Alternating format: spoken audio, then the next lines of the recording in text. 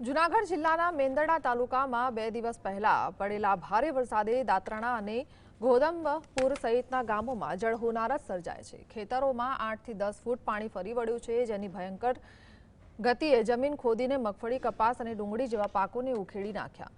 ખેતરોનું ધોવાણ થયું અને ખેતરે જવાના રસ્તાઓ પર ધોવાઈ ગયા। આ નુકસાનના દ્રશ્યો ખેડૂતોના હૃદયને દ્રવી દે તેવા છે। લગભગ 400 થી 500 વીઘા જમીનને ભારે નુકસાન થયું છે, જેમાં પાકની સાથે જમીનની પણ મોટી હાનિ થઈ છે।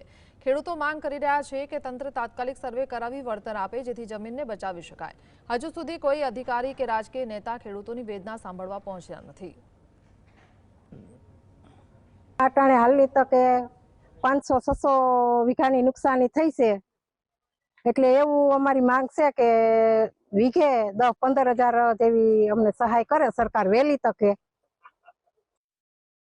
વાડી વિસ્તારની અંદર પુષ્કળ ધોવાણ થયું છે, તો વાડી વિસ્તારની અંદર અમારે એક રસ્તો છે, એની અંદર પુલ બનાવેલું છે।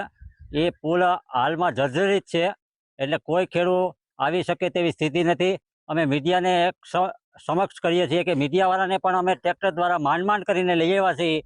મીડિયાવાળાને એક આવ્યા છે અમારી ખેતીની અંદર, ખેડૂતના ખેતર સુધી, તો અમને પણ એક ગર્વ છે। હજી સુધીમાં કોઈ રાજકારણ કે કોઈ વસ્તુ અહીંયા કોઈ આવી નથી।